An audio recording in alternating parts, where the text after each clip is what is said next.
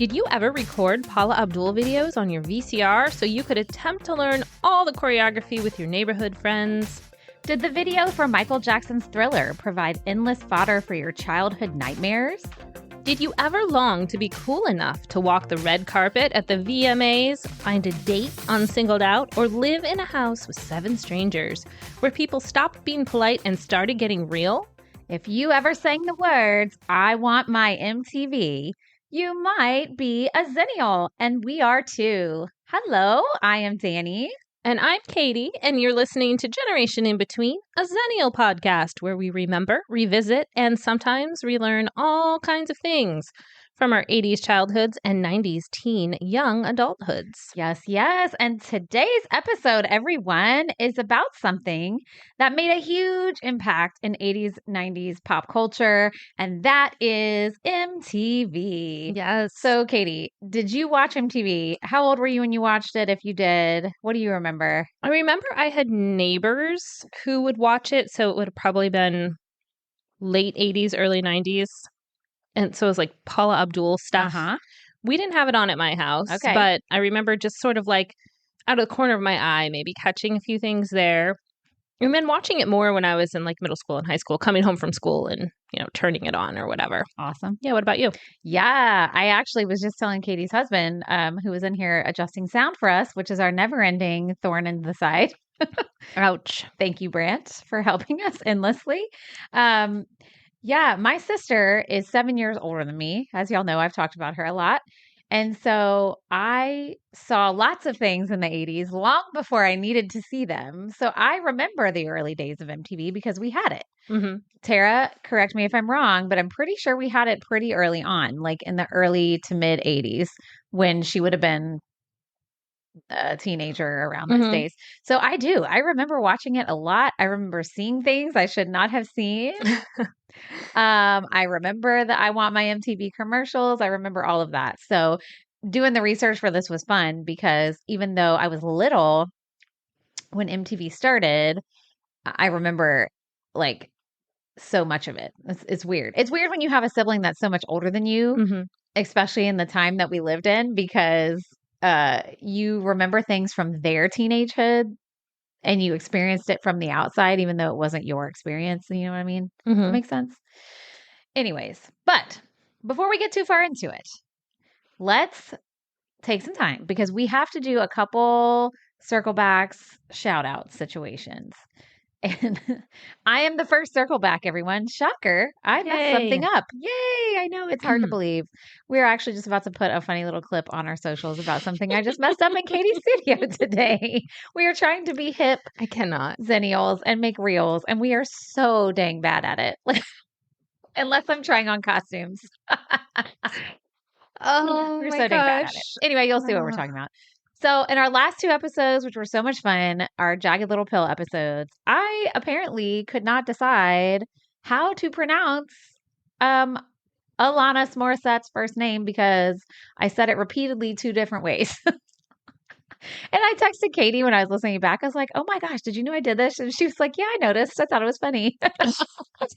And I say Alanis, but you're saying it's Alanis? It is. I looked it up. Alanis? I said Alanis and Alanis. And so I looked it up. The correct way to say it is Alanis. Okay. So I was saying it wrong, but consistently wrong. Yes. So there you go. And I was inconsistent, halfway right, halfway wrong. Right. So you're more right than me.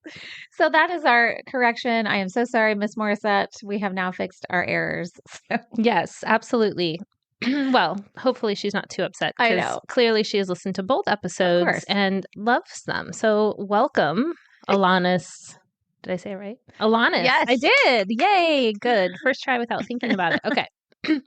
So then I have a little shout out, and it's to us, kind of, because you, dear listeners, are listening to our 50th episode. 50 episodes. 50 episodes. So that includes everything. That includes, well, I shouldn't say everything. That includes our Dawson's Creek stuff and any like trivia bonuses we gave you. It does not include our Patreon episodes, even if we put them in the regular feed. So 50 here and then another 25 to 30 on Patreon. That many on there? Yeah.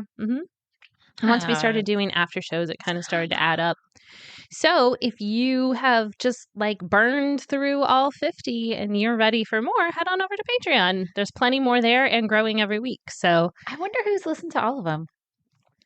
I don't know. Has anyone? Patrick, maybe. All Jen. 50? All Jens. Probably the Jens. Probably Patrick. Carlos was catching up, but I think he's skipping around. I think he skipped a few. He may not have. Yeah. Let us know if you've listened to all of our episodes so far. I just want to know. Yeah. Maybe we'll send you a prize. If you're like, I've listened to all but Dawson's, like a regular one. That counts. That's okay too. We get it because that's a separate little micro series, but we're including it in our 50. So here's to 50 more and 50 more after that. So 50 times 50. 50 times 50. Wow. Yay, math. I'm like, don't ask me what that is. I don't know. It just sounds like a big number. So yeah, we can do it. We can totally do it. All right. Awesome. Well, anything else? I don't have anything else. That was it. Okay, yay. All right, so we're going to just jump right in. And the way we are kind of doing this is talking about MTV in the 80s and the 90s, since that is our relevant generation, decades. So we'll start at the very beginning with MTV's origin. I want to make sure, though, I spend most of our time chatting about what happened once it was born, not how it was conceived.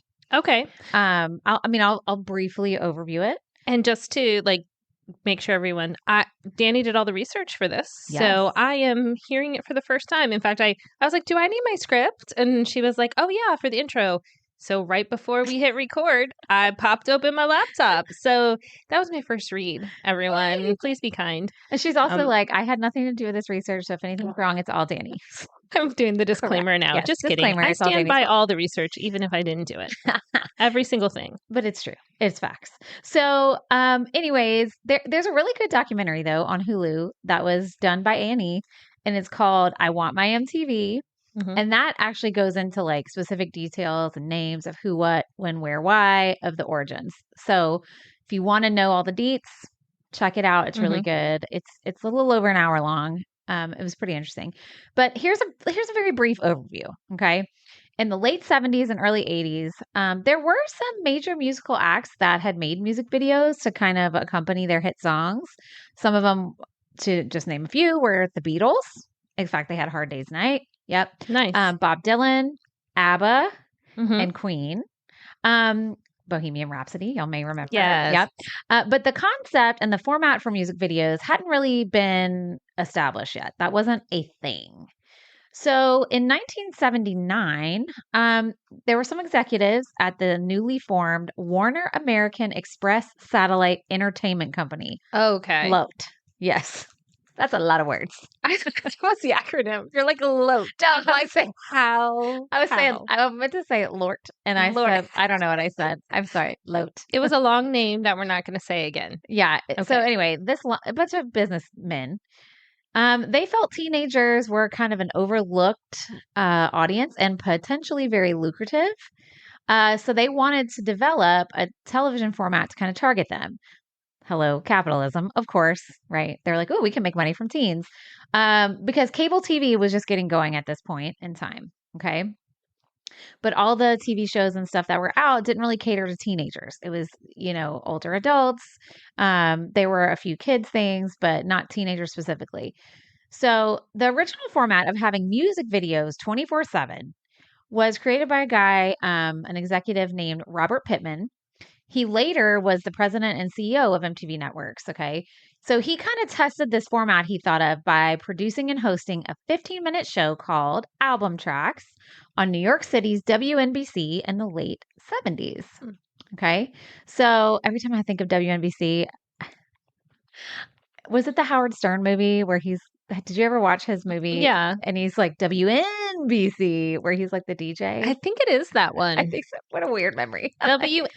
And then they can say it over and over. Brant would know if he was still here. Anyways, but we scared him away with our real shenanigans. He's like, are you guys good? Bye. I know. But I think that's what it is. Anyway, there you go. Okay. Another little shout out to the 90s there. Anyway, so Album Tracks, he tested it out. People loved it. So his boss was a Warner executive named John Lack. And he actually shepherded a show called Pop Clips. And that was a TV series that featured videos, and it aired weekly in 1980 on Nickelodeon. Okay. And the show was actually created by a former Monkees member, Michael Neesmith. Do you remember the Monkees? Yeah. The TV show. Hey, hey, we're the Monkees. People say we monkey around. It's from like the 60s, right? The Monkees. No, late 70s. Really? I think so. Should we Google? I'll Google while you keep going. I'll keep chatting. So anyways, it was he created the idea. John Lack put it into business, and it was a hit when it was on Nickelodeon. Okay? Mid-1960s. Okay. The Monkees were an American pop rock band formed in the mid-1960s. So, what was their show? Yeah, when was their show? NBC sitcom 66 to 68. I should have looked that up, but hey. So, well, either way. Good, fast, on-the-spot research, Katie. Thank done. you. Well done. Because I did nothing else for this episode, so I shall do all the little cleanup research. Yes. So anyways, that was their like idea. And they're like, okay, we need to make this like a big thing. This needs to be like a regular channel. So anyway, I'm just going to cut out all the stuff. They got some other people's on board for an entire network that kind of looked like Pop Clips. Documents were signed, meetings were had, blah, blah, blah, things went on. And in December 1980, their team got the go to create MTV, music television. Okay. So they had the one show that was on Nickelodeon. Yep. And from that, they had this proposal for an entire network. For an entire network. Okay. And like I said, the documentary goes into all the Got it. details of that. Okay. So that brings us to August 1st, 1981. MTV cable network launched at midnight. Ooh. Yes. And it opened with footage of a shuttle launch. And the reason they used that video footage was because it was in the public domain and free to use. Because they had no money. Like they were brand new. They had no money. Oh, that's funny. Isn't that so funny? It was an actual actual shuttle launch. Oh my God. So when the channel came on air, they had this rocket launch 3, 2, 1, and the words "Ladies and gentlemen, rock and roll" were said by actually John Lack. He was the one who actually said it on the air. And do you know, Katie? You probably just read it. I knew it anyway. But the first video played was "Video Killed the Radio Star." Yeah, I did know was by the Buggles. Yeah, I like that name. I do too. Reminds me of the Wiggles. Did your kids ever watch the Wiggles? Yes, I love them. Fruit salad. Yummy, yummy. All right. Anyways, we're not talking about them. So that was when they launched. A lot of the early employees of MTV were young and inexperienced, and some of them haven't even worked in TV or radio. Yes, because this was like a fresh new idea. This was something that had never been done, so nobody knew if it was going to be successful. And it honestly, we'll get into it in a second. It took them a while to be successful and to have people like really buy into this. But the cool part about that was they were just kind of given freedom to have ideas and create. And on the documentary, one of the ladies was like, yeah, somebody would be like, well, how about this? And she'd be like, great, go for it. So I think to be an early employee of MTV was probably really cool. Like you're young, you have all these great ideas. And when they launched, they only had like 250 videos total to use. Dang. Now they had a 24/7 music video network. Do the math. 250 videos to use. Yeah. A lot of things on repeat. Yes. So that, because like I said, it wasn't a big thing yet. And honestly, a lot of them were from British artists because they were used to making videos for the show Top of the Pops, which was really popular in England. And MTV actually was eventually credited with the second British invasion because of their music videos that were so popular. So was it like was it like a permissions thing or a cost thing or both? Well, MTV had to pay for videos at first, right? Right. I just think it wasn't something that was widely done yet. It wasn't a medium that was used yet. It was very new. It was a new idea. So that's how they got started. They were kind of on shaky ground there. The first VJ search was an ad in the classified. All right. Remember newspapers, young children? Or not at all? Typed up in the classified in the newspaper. Okay. And it was held at a Sheraton hotel. Wow. Yeah. And for those of y'all that don't know, VJs were brand new too. They were acting like DJs on the radio where they would introduce the videos. So they were called VJs because they were introducing videos, right? So there were 5. There were 5 original VJs. There were some radio veterans by the name Mark Goodman, Nina Blackwood, and J.J. Jackson. Then they had a young actor named Alan Hunter, and then a recent college grad named Martha Quinn. Mm-hmm. So it was actually pretty fun to read about this because the original format they had for the VJs was it was scripted, and they had teleprompters, and basically they were just reading a script off a teleprompter. But they felt like that was a little too stiff because they wanted to be edgy and hip and new. So they got rid of them, and they just were given the freedom to ad lib because they said they wanted it to feel more rock and roll. Yeah. I mean, you don't want it to feel like a news broadcast. Right. Like reading about it. And I think even on radio, if they have scripts, it's not always as obvious because you don't see them also. I think the combination of seeing a person reading off a teleprompter, even if you can't see the teleprompter, you can tell. Right. Plus the voice would make it more obvious. Yeah. Yeah. And I mean, it did great. Obviously, it worked. And they started doing like funny little bits and all this stuff. And it got to be a lot more where they were going with it. So that was kind of their first beginning. So in March of 1982, all right, like a year or so later, at this point, many major big city markets did not carry MTV in their cable channels when it was first released. So let me pause for a second and explain to people how cable used to work. Mm-hmm. So when you would get cable, so you had basic access to channels when you had a TV. You could plug it in the wall, use your TV antennas, and you had like 4 basic channels, right? Mm-hmm. And that was like the major networks. When cable TV came around, you could pay for specialized channels. So you would get packages, and not all channels were included. This probably seems like bizarre to our young listeners who have only known streaming, right? So you would get packages that would have certain channels, but some channels you would pay even more for, like HBO or, whatever. But a lot of the big cities didn't even have MTV because they didn't know what it was, and they were like, whatever. So they weren't even carrying it to be offered in the cable package. So MTV started a promotional campaign that was designed to get the network distributed and then to gain viewers once the channel was added to the cable's lineup, okay? This was when I Want My MTV was born, which I did not know. I did not know that's how it started because I remember seeing it on MTV itself. But before they had the little promos on MTV itself, they were showing this kind of promo video on other channels. So, and it was like, call your cable company and tell them I want my MTV. So those of y'all who've never seen these commercials, have you seen them? Do you remember? I vaguely recognize the phrase, but I don't remember the commercials at all. So they had basically what these commercials were famous musicians of the time would come on and say, I want my MTV. And that was it. Like they would pay people to say it. I want my MTV, and it'd be a few different artists, like in the clip commercial. Sorry, and then for this particular promotion, they would say, "Call your cable company now and tell them I want my MTV." So the first artists used in the very first "I Want My MTV" promo video were Mick Jagger, David Bowie, and Peter Townsend of The Who.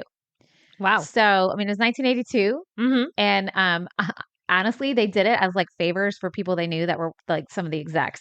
Like one of the execs, he told the story in the Hulu documentary, was he knew Mick Jagger like very far acquaintance wise from work in the past, and he was trying to convince him to do this commercial for him, but they had no money to offer. Like MTV is this baby network, they have no money. And Mick Jagger was like, well, why should I do this? I mean, I need to be paid. So the guy pulled $1 out of his pocket and said, okay, here, I'm paying you. And he's like, all right. And he did it for $1. Wow. Well, it's like, it's the principle of it. Yeah. I'm a professional. You pay me. Yeah. So they aired these everywhere. Okay. And this actually worked so well that cable companies in different areas started calling MTV and asking them to stop airing the promo because they could not keep up with the demand. Like they couldn't keep up with, because you used to have a cable person come install, remember? When they would have to come install things so you could access the cable channels, like a cable box. That's what the words I was looking for. Such a hard word. But they would come install a cable box so you could access other channels, but they couldn't keep up. So all these places, all these cable companies were like, MTV, chill out. Like quit putting it's working. Like leave us alone. But it worked so well. And so then it kept growing and growing and growing. And over the years, then they started having commercials just on MTV that said, I want my MTV. And it actually inspired a song. Do you know what I'm going to say? I hope. Okay. Well, this is so no exciting. idea. Katie knows nothing about this. This is fun. Just staring at you. I know, it's lovely. Okay. So it inspired one of the members of Dire Straits, Mark. I don't know if it's Knopfler. I see we need Brant here today to correct me. Mark Knopfler. What? Knopfler. Yeah. Anyway, member of Dire Straits. Yeah. He wrote their smash hit "Money for Nothing." Mm-hmm. Okay. Do you remember that video? Money for nothing. Oh, and my chicks for free. And then the chorus says, I want my MTV. The reason I'm singing that, I want you to remember what that sounded like. Mm-hmm. Because what he said was that seeing those commercials, inspired him to write a song. And he said, I lost my spot. I don't want to misquote him. He said this quote, I'd seen the police doing an MTV advert saying, I want my MTV, just saying it all together. And I thought, if I set that to the notes of Don't Stand So Close to Me, it'll work. Which is a police song. Correct. Right. So they I meant to write this down. They used Sting singing, I want my MTV, which sounds like Don't Stand So Close. Don't stand so close to me. Yeah. So I was like, that's so fun. So that became a huge video, huge hit. And it was all from those commercials. That was his idea. That's so crazy. It's wild where like people get inspiration. I know. I mean, that. I mean that in a good way. Yeah. Like you never know what's going to inspire someone. I know. And it's wild to me to think like that this executive that paid Mick Jagger $1 to say one sentence, mm-hmm. it turned into like a catchphrase of a generation. Mm-hmm. Like there were t-shirts and merch and like commercials for decades that said, I want my MTV. And it's such a simple phrase. Yeah. It's genius. It's so simple. It's genius, right? It's so simple. Yeah. Okay. So things started going well until 1983 comes around and there is some controversy in regards to perceived racism. Okay. I shouldn't even say perceived. It was racism. There we go. So Rick James. Yeah, Rick James. Here he comes. I love him, by the way. I super freak. I love that video and that song. It is a bop. Anyway, he spoke out publicly in several interviews about MTV's lack of Black artists on MTV, okay? He gave as an example that his video Super Freak was turned down, but MTV said it was a little too lewd, which it's pretty out there video, but considering what we have nowadays, it's not. But they also said they only played rock and roll music. It wasn't because he was a Black artist. It was because he didn't play rock and roll music. Okay. So that was what they said. That was their defense. Well, then David Bowie actually had a very big call out moment in an interview with MTV. He sat down for an interview with them and he straight up called them out on their BS. Wow. He was a huge advocate for helping them kind of realize change, as is somebody else, and I'll tell you in a minute.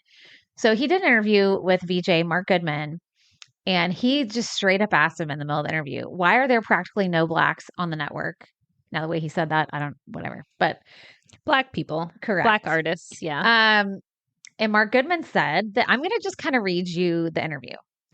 Mark Goodman replied, we seem to be doing music that fits into what we want to play on MTV. The company is thinking in terms of narrow casting.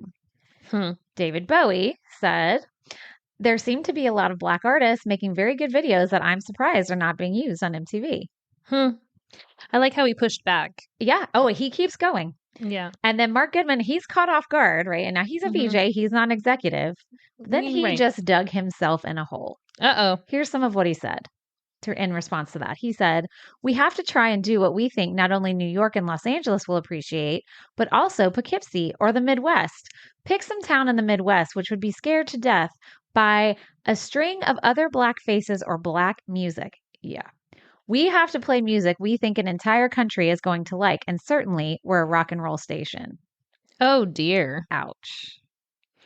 And also, like, how offensive to like people in those other places. Basically saying they don't want to see Black artists when they probably do. Or that there's not Black people living in the Midwest. Hello? Right. Like it's so weird. It's awful. So then David Bowie keeps pushing back and he said, "Don't you think that's a frightening predicament to be in?" And Mark Goodman said, "Yeah, but no less so here than in radio." And David Bowie said, "Don't say, well, it's not me, it's them. Is it not possible it should be a conviction of the entire station and of the radio stations to be fair and to make the media more integrated?" Wow. Yeah, David Bowie, you go. You go.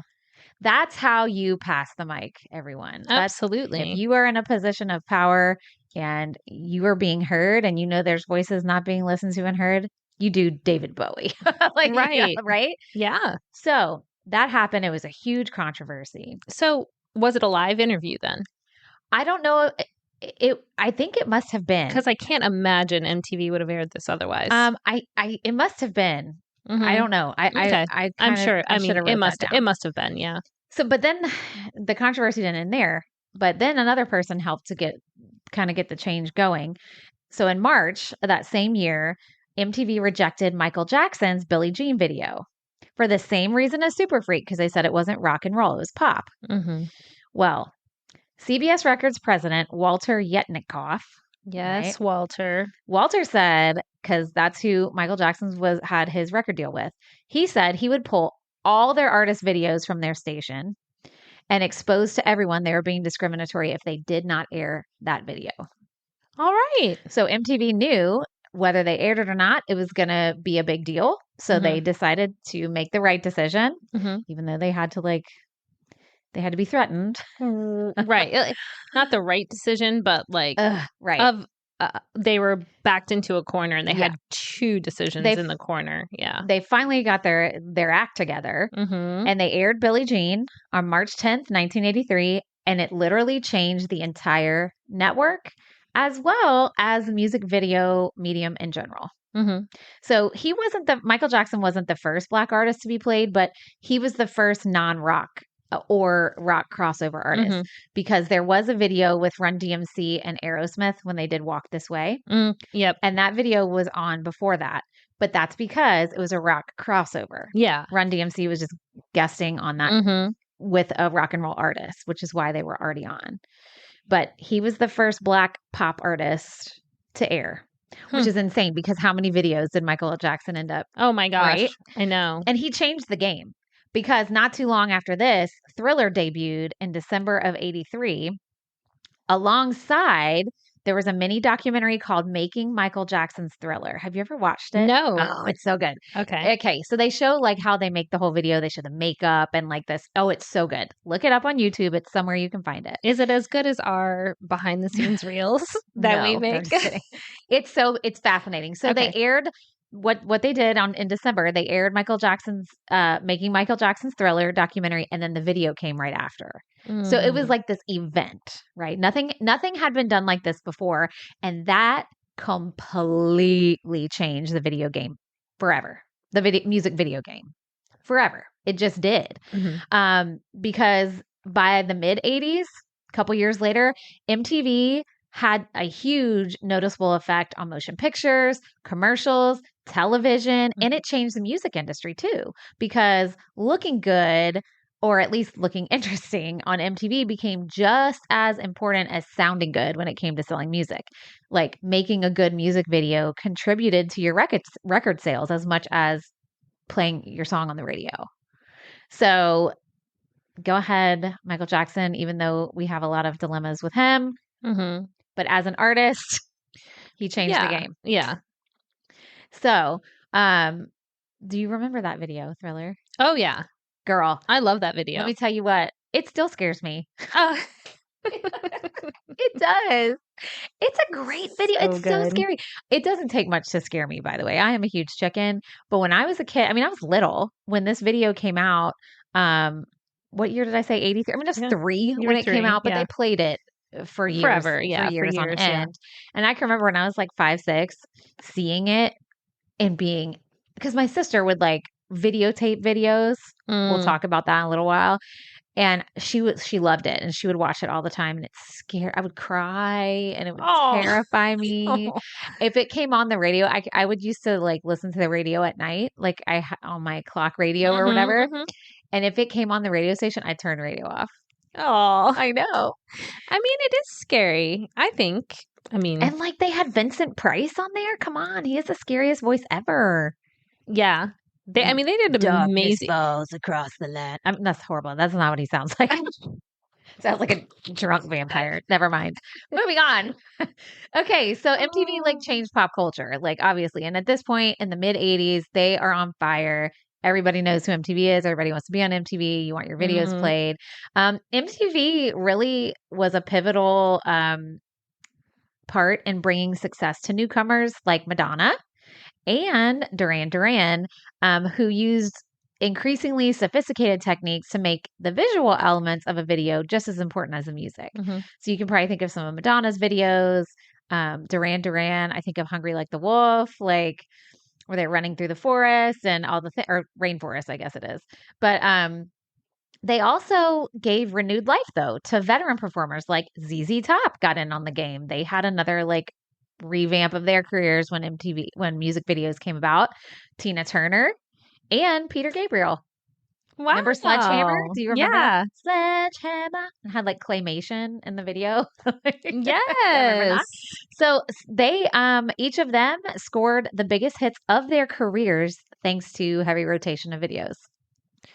Absolutely. Yeah, makes sense. Yeah, it really does. I remember, and this is way later, and I know we'll get into it probably when we get into the 90s. Yeah. But I remember that, like, my first strong memory of, like, watching videos first and then wanting the album, which I probably got from a music club, was TLC's Waterfalls. Yes. I just remember, like, a whole summer that was on. But then all the other songs on the album, too. And seeing the videos and knowing the music because of the videos before I even got the CD or whatever. Right. That's like a strong memory of mine. And that was all on MTV. Right. Yeah. I mean, and too, giving life to performers who have been around a while because they just became relevant to a new generation.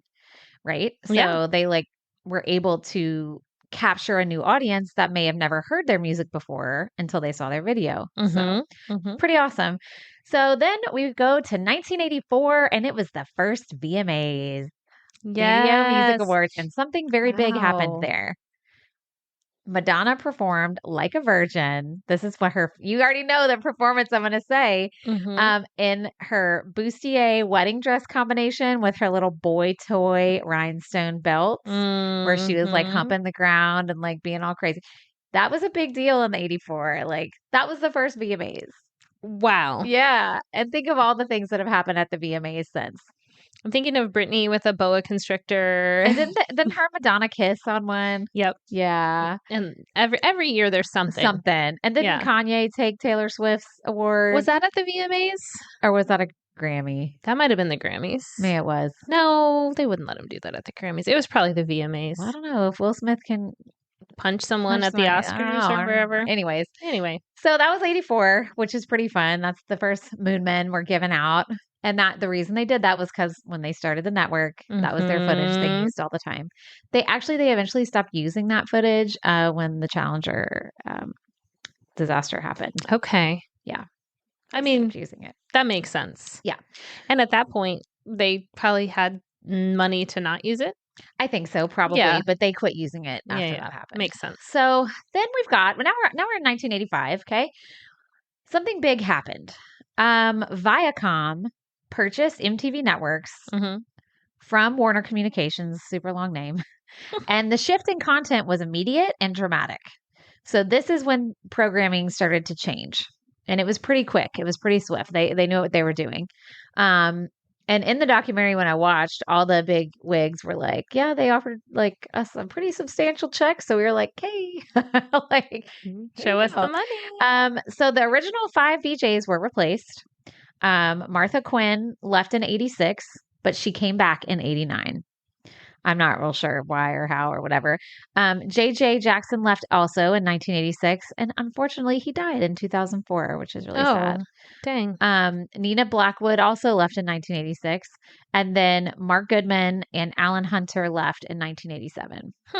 So Mark Goodman actually hung around for a long time after his problematic interview, which is kind of shocking. Yeah, that's like many years past. But he's a white man, so they get away with everything. Is it the guy I'm thinking of? He has curly hair, brown curly hair. Yeah. He's tall. Did he used to host game shows too?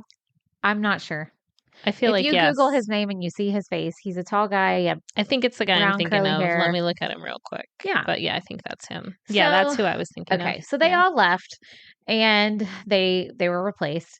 And then, so one of the biggest things that happened when there was this shift, instead of free-form playlists of music that covered a VJ's entire shift, videos started to get packaged into like blocks based on genre. So this gave rise to specialty shows like 120 Minutes that came out in 1986, which is alternative rock. Headbangers Ball came out in 1987, which was obviously heavy metal. And then Yo MTV Raps came out in 88, which was hip hop, which brings us to what we're going to talk about with 1988. So in the late 80s, hip hop was huge. It was becoming in the mainstream culture, and Yo MTV Raps was born. Now, hip hop's been around long before 1988. Everyone, of course, yeah. Yo MTV Raps came along, and Fab Five Freddy was the host. I remember him so much, and this show helped put hip hop in the mainstream. So it brought it into the suburbs, into our living room. Yeah, and so Yo MTV Raps was a kind of a unique show, and I thought I wrote this down, but I guess I just forgot. It was kind of a unique show because what they did, they didn't use the studio all the time. They would he would go, Fab Five Freddy would go to the rap artists wherever they were. Like I remember one in Compton, or he'd go to like where they were doing a show and interview them there. He wanted it to feel very real and like go to the environments they were in. So it brought hip hop, not just music, but also culture, into the mainstream. Okay. So yeah, that was a big pivotal moment. That was late 80s. So that brings us to the 90s. Okay. Made it through the 80s, mid to late 80s. Viacom bought it, and there was this shift. It was kind of this, it was immediate. All these changes were happening. So by the early 90s, by the 1990s, MTV was kind of a shift from music to pop culture as a whole. And they started introducing several new types of programming. They kept the specialty shows, like I just talked about, where the music were in blocks, but they brought in reality TV. They brought in game shows, cartoons, soap operas, and even news. Yes. So the way we're going to talk about it as we kind of switch decades here, we're going to talk about some of the programming from that decade. Fun. And our memories, because this is kind of more on like more of our time period of the 90s when we were teenagers, young adults, where we'll have a lot of memories associated. Yeah. If we have any.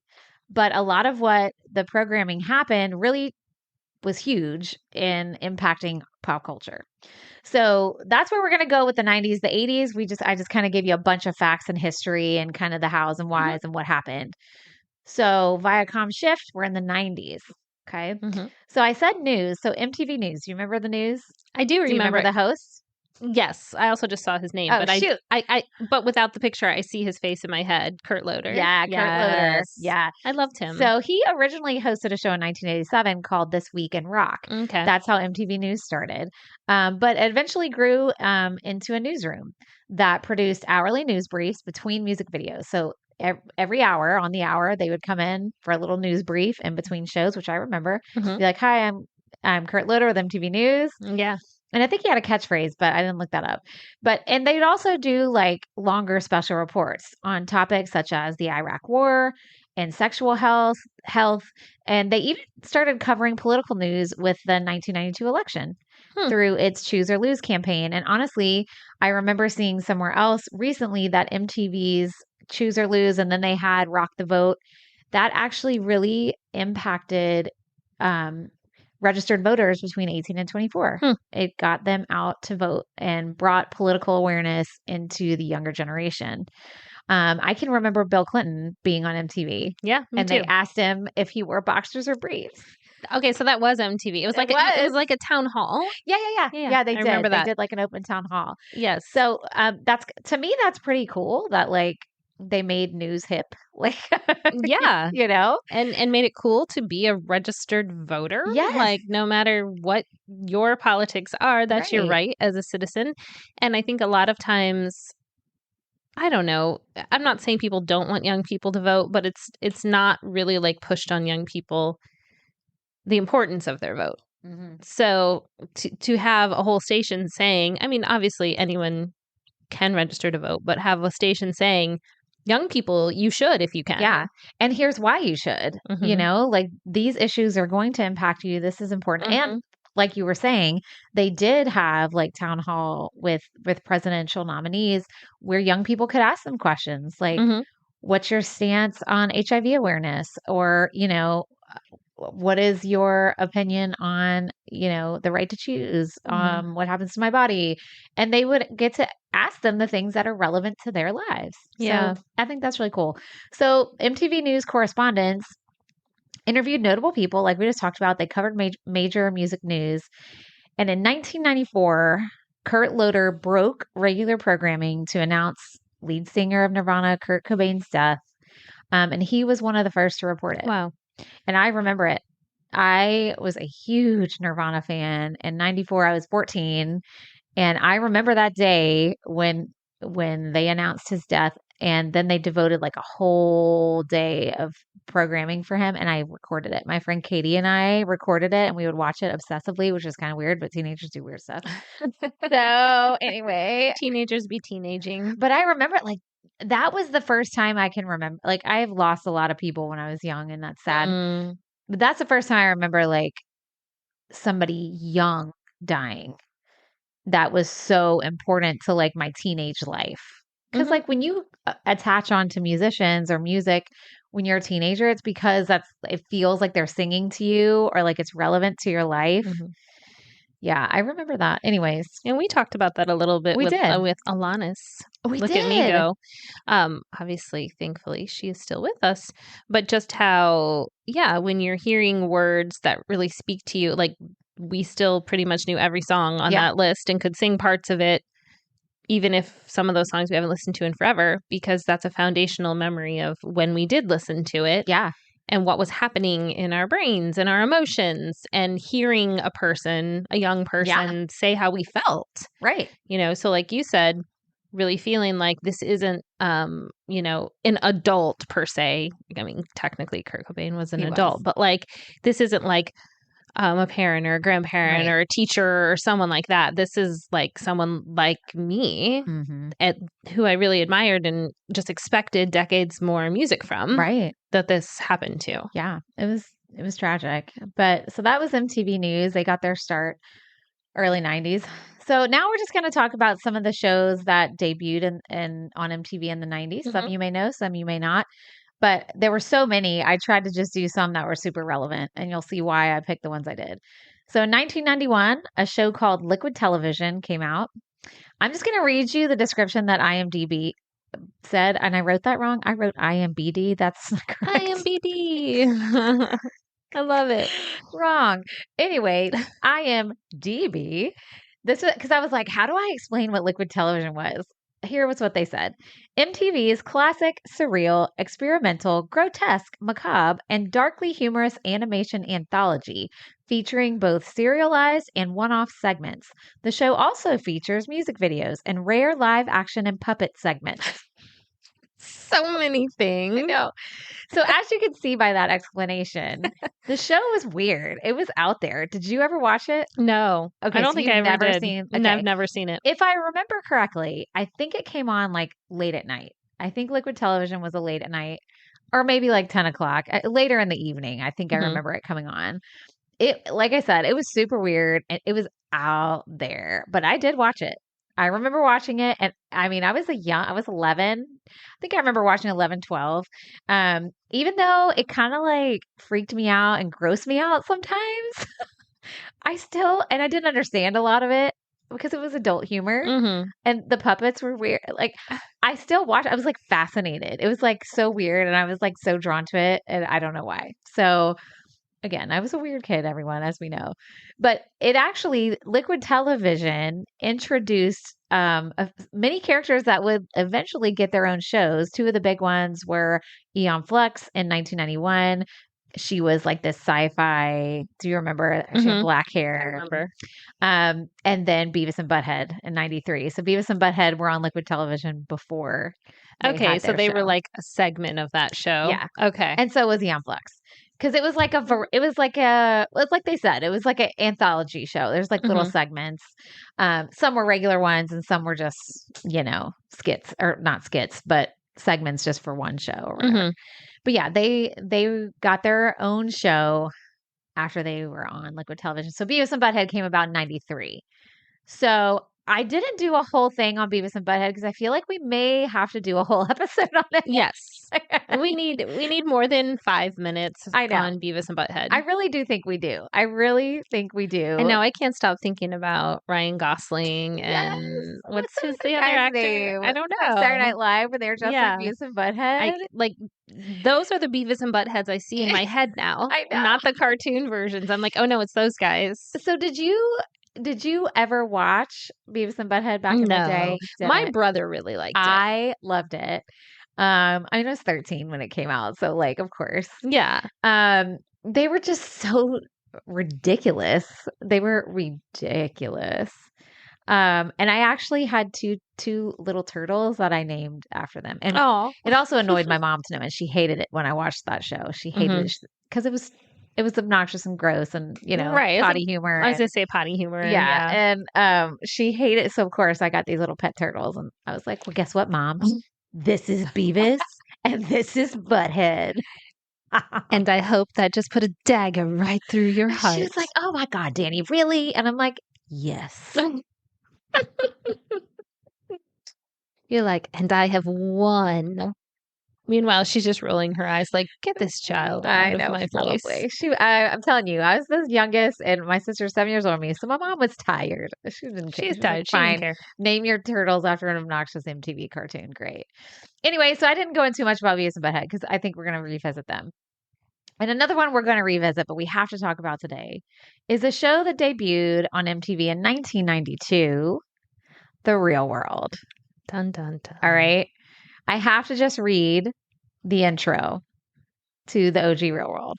Here it is. This is the true story of 7 strangers picked to live in a house, work together, and have their lives taped to find out what happens when people stop being polite and start getting real. The Real World. Wow. That's so good. You right? said you were going to read it, and then you started going, and I was like, she's performing this. This is not reading. Well, what I was going to do was try and remember who said what in that original one. And like imitate them. But it would have just, I can't be Eric Nies, everyone. Anyway, this was the Real World was the beginning and launch of the reality TV genre, everyone. Like younger kids, you may not understand, they started it. So the interesting thing about this show, though, was it was actually inspired by a few things. The creators said they were inspired by a 1973 PBS documentary series called An American Family. I've actually watched it. That was the very first reality show. They literally follow an American family. Okay. Look it up if you can find it anywhere. So that documentary series plus 1990s youth-oriented show Beverly Hills 90210 plus Alan Funt's 1948 show Candid Camera. So all of those mixed together, which kind of makes sense. You think, oh yeah, throw that all in a pot and mix it. You get The Real World. Yeah. like, people in a house. Yeah. People having cameras watching them different places. I mean, they were aware of They were young and cute and hip. And, yeah. So this Real World is the longest running reality show in history. It was on from 1992 to 2017. Dang. And that's not counting all like their little like reunion, blah, blah, blah. Mm-hmm. And it is the longest running program in all of MTV history so far. Wow. Yeah. And we're not going to talk too much about it because we are going to definitely have an entire episode on Real World. So that was on for 25 years. Craziness. Wow. 25 seasons. Did you watch the OG Real World? I've seen episodes. Okay. I didn't watch it from like beginning to whenever. I mean, 92, I would have been 10. Yeah. So, but I remember like I've seen some of the episodes over the years. Yeah. Yeah. I did watch it. I was 12. Look, guys, I watched stuff when I didn't need to be watching it. It was the 90s. That's Like, what we did. It's business, but I did. It's what we did. Like I said, my mom was tired. Nobody was monitoring me. Anyway, I did watch it, but I've watched it in reruns too. Yeah. Like, yeah. Yeah, it is seven strangers, and I love the original season because it's so different from like the later seasons because they had to get jobs, like they had to pay bills, like they had to do all these things different, and it felt more real. Than now. Granted, I know it wasn't scripted, but I know there were situations producers like set up. Whatever. But to me, it felt now like when you watch reality TV, it's kind of formulaic and it is scripted. But this was like the beginning and it was great. So we're gonna have a whole episode on that. We're not gonna talk anymore about it. The only thing I will say was I did audition for Real World back in the day. We'll talk more about that yes. episode. I have heard the story, would love to hear it again because I have other questions about the story, but we will save it. I can't wait. We will save it. So you guys have to write us and be like, we want our Real World episode. It doesn't have the same ring. I was just thinking, so you were just talking about how reality TV, I'm using air quotes. So it would be interesting, and maybe I'll do this since I haven't watched the whole thing, to watch like that first episode of The Real World. And then like this summer, I watched Deal or No Deal Island and like watch that right after. I didn't even know that's a thing. Deal or No Deal Island. That sounds terrible. It is. It's so put me on there. Bad. Oh, but man. like I couldn't stop watching it. What's his name? Joe whatever. He used to be married to Sofia Vergara. I think they recently got divorced. He's really good looking. Anyway, the audience is yelling at us. Carlos is yelling at us. But anyway, he's very good looking. So there's that. You can watch it for him. He's just like the host guy. But literally, it's like, they don't call it Survivor, but it's like Survivor meets Deal or No Deal. Oh, that sounds awful. So you have to do these like, it's crazy to even like talk about. Awful. You have to do these like outdoorsy challenges, like Ew. wading through a swamp to get a suitcase. And then whoever wins gets immunity anyway. And then, so this is all very problematic. We might have to do an episode on it. Deal or No Deal had all the models with the suitcases. So then there's this whole second half of the show where you earn different points doing the survivalist stuff to get to like pick suitcases of money to like take with you. Or I think the concept is you keep pooling it the whole season. Okay. And then people get voted off and kicked off as you go, kind of like Survivor. It's wild. It's like a mashup. But I was watching it and I was just like, this is so, like, the drama was so manufactured. Yeah. And like I was just like, this is so predictable. It's like every trope of reality TV. Yeah. Also like several different shows and kind of mashed together. Yeah. Yeah, it was something. But I think like the juxtaposition between that and then like the first episode of The Real World would be really interesting because there's always been a little bit of manufacturing that's going on. Oh, for sure. But just the way that has escalated in 25, 30 years might be interesting. Well, it is on Paramount Plus if you have Paramount. Okay, so I do. I still have it because my stepdad hasn't figured out where it's still locked in. We have everything because we want to watch like one show and then we keep it. Although I did convince my husband for years, I was trying to get rid of cable, and every time I would get the bill, it would just go up and up and up and up. And I'm like, terrible. What are we even watching? And he'd always be like, sports. Like I can't get the array of sports that I want. Well, then finally he went on and figured it out so that we do YouTube TV now. So we do pay for that, and then we pay for separate streaming, but it's still like way cheaper, and we canceled cable. And so far, he can get all the sports. But you know what's funny is, we're talking about a cable network show, cable network, sorry. Yeah. MTV. Right. We're almost like back to where we might as well have cable. Like we have all these streaming things. Right. So then you're paying all this money for all it, but then it's like somebody said the other day, well, it'd be great if you could just pay one price and get all the channels. And I was like, You mean like cable? cable? You mean like We're almost back there. So like seriously? it's crazy. But anyway, so back to cable TV programming in its heyday. So speaking of Real World OG, there was a very attractive young man on this show by the name of Eric Nies. He was a model. Do you remember Eric? Uh-huh. Well, he brought another show into popularity right after his Real World days called The Grind. Oh, you don't know this show? No. Stop. Oh, I can't wait to tell you about it.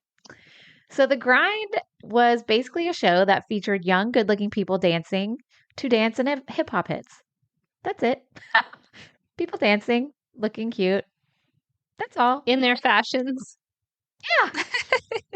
It was like, what's another show that's like Soul Train, was like people dancing to soul music. Yeah. It was, and Eric was one of the hosts. Okay. One of the OG hosts. But basically, yes, it was just young, good looking people dancing to hit music. And I obsessed, loved it. Okay. Probably because he was the host. Can't lie. Yeah. And I was a teenager. So it was recorded in a studio at first, but then they moved out of the original studio set. And so they recorded in several different locations, like spring break beaches and New York rooftops.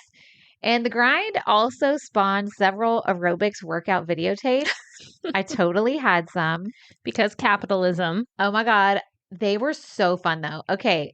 My girls who listen to this podcast, who went to college with me, will remember those tapes came with VHS tapes, came with me to college. And I'm not kidding. We would do these in my apartment. Sometimes we go to my sorority house and do them together.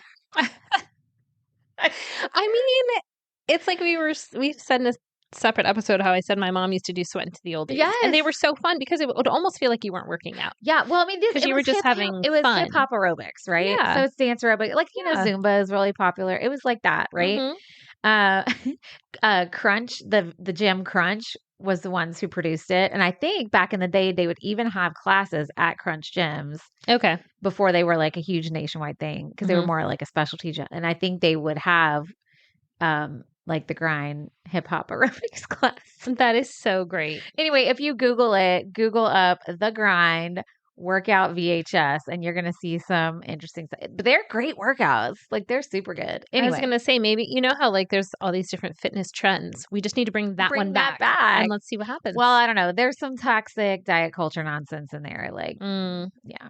But Eric Nies is adorable. He is not the best workout instructor because they have like, he was a workout instructor? Well, they have like the fitness instructor, and he was like her sidekick. Okay. He's just kind of a mess. I was like, wait. He was kind of a mess. He's a great dancer because he's a dancer too. Right. And he is adorable. But maybe don't get like your fitness advice from him. Yeah. Maybe like the other lady that's there. Yeah. And then just like look at him when you're like, I can't make it anymore. Oh, yes, I can. But they're really fun workouts. Anyway, so The Grind was a big dance show in the 90s. So then we're going to move on to a show that debuted in 1994 called The State. Do you know about this show? No. What? Oh, this is so crazy. I am like missing out on so many of these. I will say, I think the 90s, a lot of people say that MTV went downhill in the 90s when they stopped playing mostly videos. But I'm telling you, some of their programming in the 90s was glorious. And this show is one of them. So The State was a sketch comedy show. And it combined like bizarre characters and scenarios, and they made fun of everything. Even their own network, like even MTV. Yeah. It was great. It was kind of like SNL for teenagers. Yeah. Maybe young adults, because a lot of their humor was like, it was wacky. And the cast consisted of a comedy troupe called The State. It was 11 members. They created, acted, wrote, directed, and edited the show. Dang. Right? Wow. I know. Here's the thing. There was only one female. Oh. 10 dudes. And I completely forgot that until I was like, oh yeah, because I did watch this show. They only had one female member, so it was fairly common for males to be in drag playing females Why wouldn't you just have females? I don't know. In the cast. Great question. I mean, I've heard there's that story with SNL where Sherry O'Terry wanted to play someone, but they had Chris Kattan do it in drag instead. Yeah. Like, I'm not saying like that can't be funny. Like, I guess it can be depending on it, but like if you have literal I know female presenting people who would like to play those roles. I mean, even Tina Fey and Amy Poehler, like the things they faced when they were going to be the hosts of Weekend Update, and they're like, "Oh, we can't have two women," and they're like, "Why not? You always have two men. You've had two men. Like, what's the big deal?" Like, yeah, sorry, that was a little. There it is. There it is. It only took us to 1994, the state, to get to it. I mean, we mentioned it, but I didn't directly call it out. But anyway, the state was hilarious. Me and my friends used to watch this show. There were so many glorious skits. One of them, Doug, and he had this catchphrase, and he'd be like, "I'm out of here." And then there was this character called Blueberry Johnson. Okay, sorry. Like, y'all have to look this up. If you watch the state, you're laughing right now. I'll have to watch it. If you've never watched it, you're like, what? But it's bizarre. It's weird. But the thing is, you probably will know some of the actors that were in the state because a lot of them have worked together on a lot of projects after that. For Xennial reference, several were in the TV show Reno 911. Okay, several of them were. And also the movie Wet Hot American Summer, if you ever saw that. So you'll recognize them if you go back and watch some old episodes. And they also had a lot of cameos from celebrities and stuff. But it was a great show. So that was the state. Now we're getting into MTV's first dating show. 1995, the show Singled Out premiered. Now, I know you know Singled Out. I know Singled Out. Okay. I loved Singled Out. I did too. So Singled Out was a dating show, like I said. They had 50 single women competing for a date with one male contestant, and 50 single men competed for a date with one female contestant. So that was it. There was no... It was very binary. Yeah, very binary. That's a great way to explain it. This show was supposed to be kind of a hip comedic spin on traditional dating show formats. They want it to be fun and young and not like Love Connection where you're like sitting there with on the couch, on the purple couch, right? So they had two hosts when they started. It was Chris Hardwick and Jenny McCarthy. Yes. So Jenny got her start as a Playboy model in 1993 before she was on Singled Out. And the funny thing is, in 1997, Jenny left to do her own MTV show called Jenny. And she was replaced by Carmen Electra, who also was in Playboy before she was cast. So I guess you had to be a Playboy before you were a host. And what was the? Well, we were talking about the Doublemint twins in the 90s. Remember the Barnstable twins?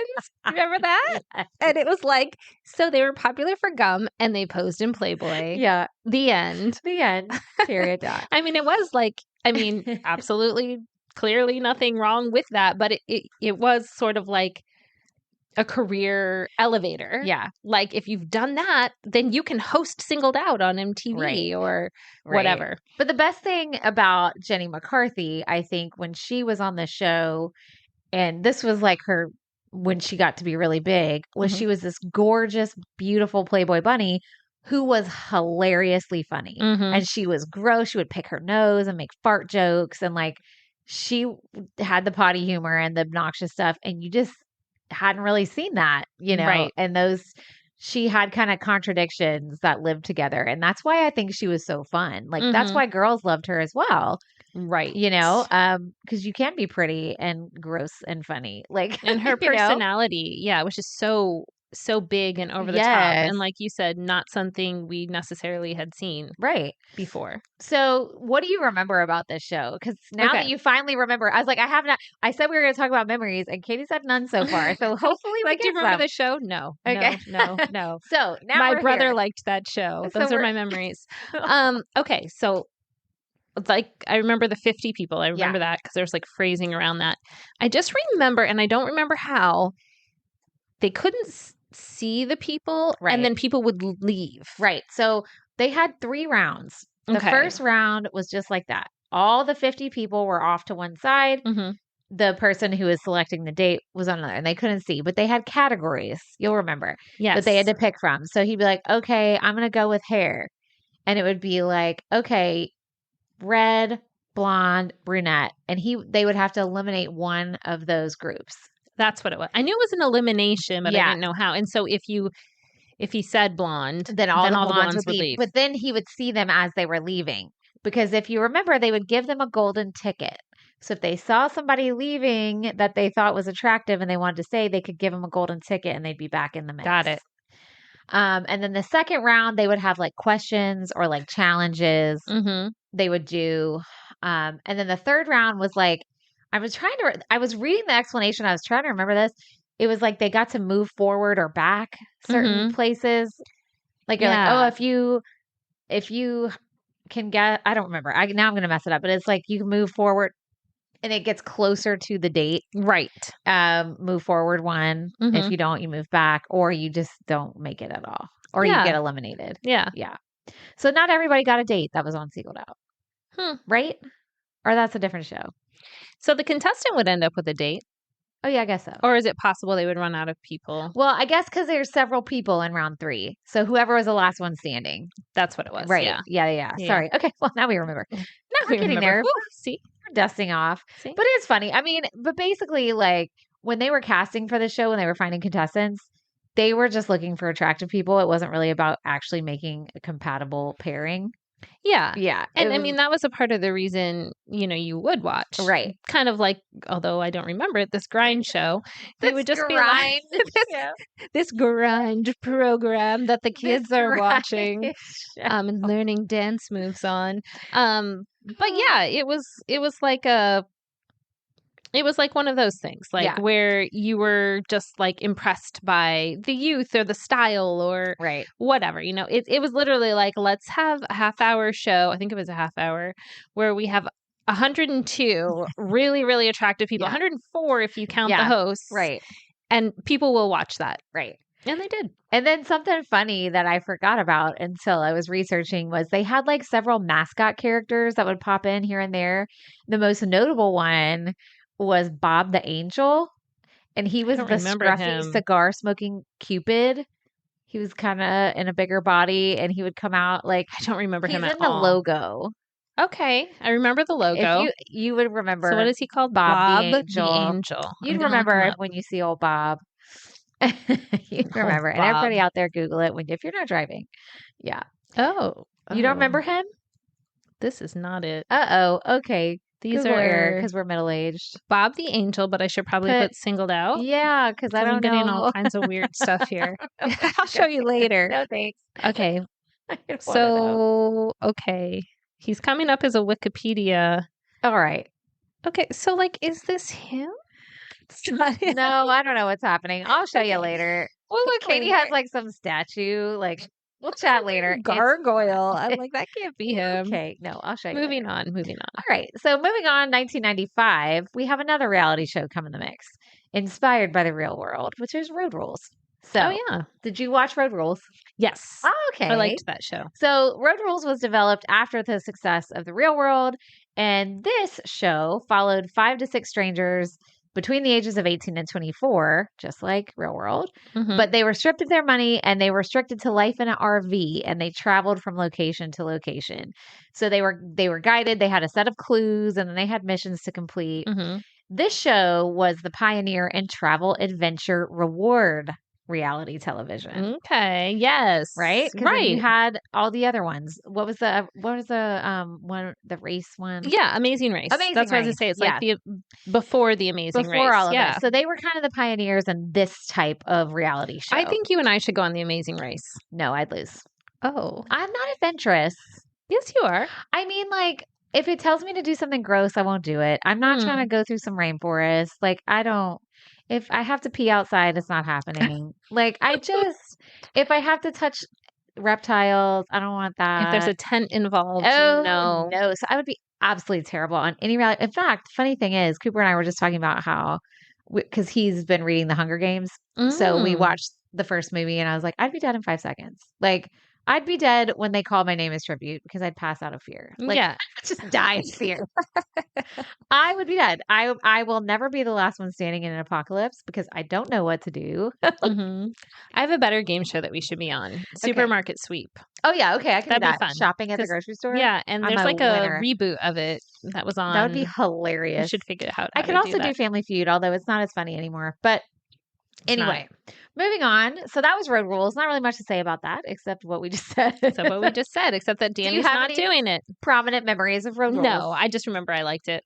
I like Real World better than Road Rules. I feel like you fall into one of two camps. You either are a Real World or Road Rules person from the MTV generations. Yeah. That's what I think. Okay, so in 1996, they had a show premiere called Loveline. Yeah. Did you watch Loveline? I did. Okay, so this was a weekly television talk show, and it aired from 96 to 2000. I didn't realize it was on that long. And it was hosted by Drew Pensky, who was a doctor and addiction specialist, and then comedian Adam Carolla. It was an adaptation of Loveline, the radio show that they both hosted at the same time, which I didn't know that. I didn't know. Okay. They had the radio show first and then it became a TV show. So the show always had a third female call-in host. 8 different women appeared in that role throughout the show's run. I don't know why they had so many. Yeah. And then there was usually like a celebrity guest as well, like an actor or a musician. And so that whole group of people would take questions from and offer advice to teenagers and young adults. They had audience members and then they had people who would call in on all kinds of subjects like sex, relationships, drug use. I remember domestic situations too. It was an advice call-in show. I remember learning a whole lot of things I did not need to know watching Loveline as a 16-year-old. Right. Yes. Well, but on the other hand, I mean, I guess, right? Like they were having honest conversations about things. Yeah. Did you watch it? I'm sure I did. I don't have any like memories that stand out specifically of anything that I was like, ooh, they talked about this or that. Right. I think also just through like pop culture, like I remember maybe some of the topics and like what people have said about the show over the years. I'm wondering now reading it, like how you would vet people. I mean, it was probably edited after, so you could take some stuff out. Well, I do remember sometimes there were like problematic responses. Like that's what I mean. Like a celebrity guest who was like kind of an asshole, and they would say like, but it was usually Drew was like the doctor. Dr. Drew was like the level-headed person who would, bring it back. And I remember they'd argue sometimes over stuff. But there was most what I remember listening to was like sex advice questions.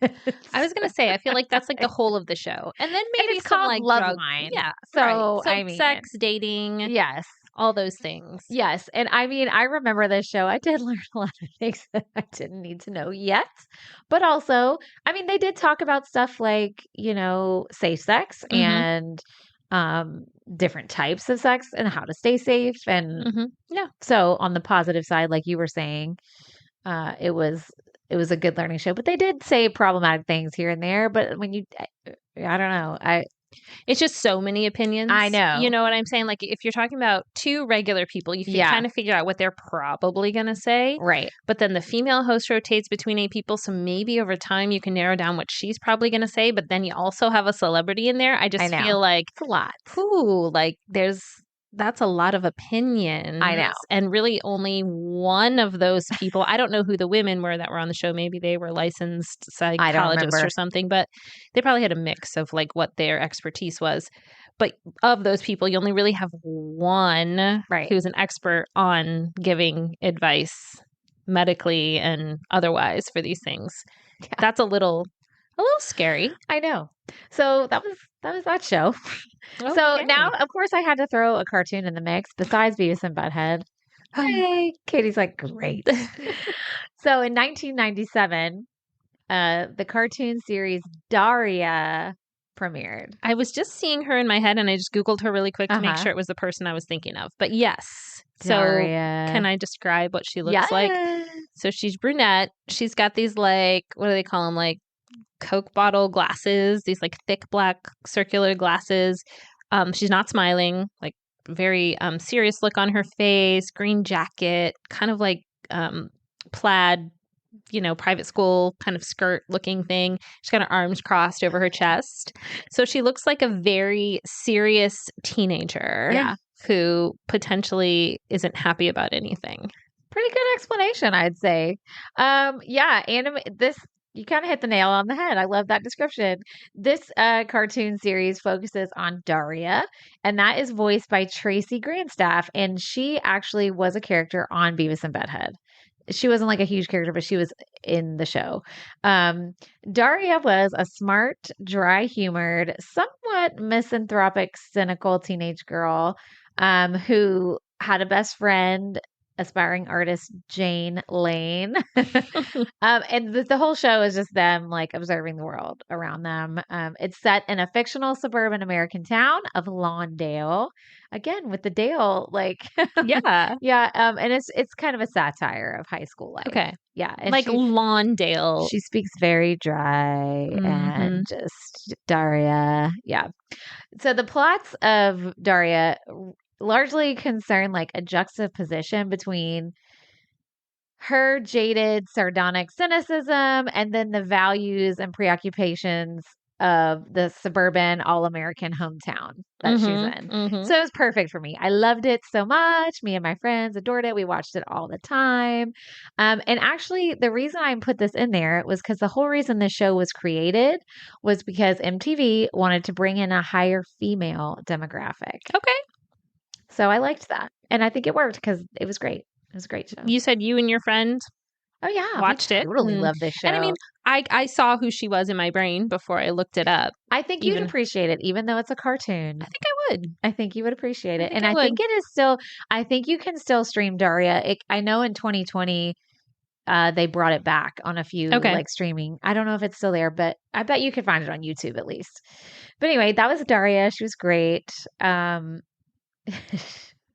want y'all to just go watch it because it's just funny. But it was perfect for cynical teenage girls. I'll just put it that way. So it worked because they wanted to bring in a female demographic and done. And you're like, I was already there. But... And so was my friend and we watched it. I was already there. But audience of 2. No, anyway, it was a popular show. It was a popular show. Yeah. And I think teens today, y'all would still like it. I think it'd still be relevant. Except we didn't have cell phones yet. Except for that. Yes. But, she deals with like the typical like high school stereotypes, like the head cheerleader and the football player. I remember the cheerleader too. Yeah. So maybe I did watch this show or it just was like very much in the cultural awareness. Yeah. That I like know what these things there was of course, look like. Capitalism. There's tons of merch and stuff. So if you walk by a Hot Topic or a... Well, in the next show we're going to talk about, I think... would play clips on commercial. Maybe probably because the next show I watched a lot. So anything they promoted, the one we're about to talk about, which you may have like in your brain narrowed down to what that might be. Why haven't they talked about it?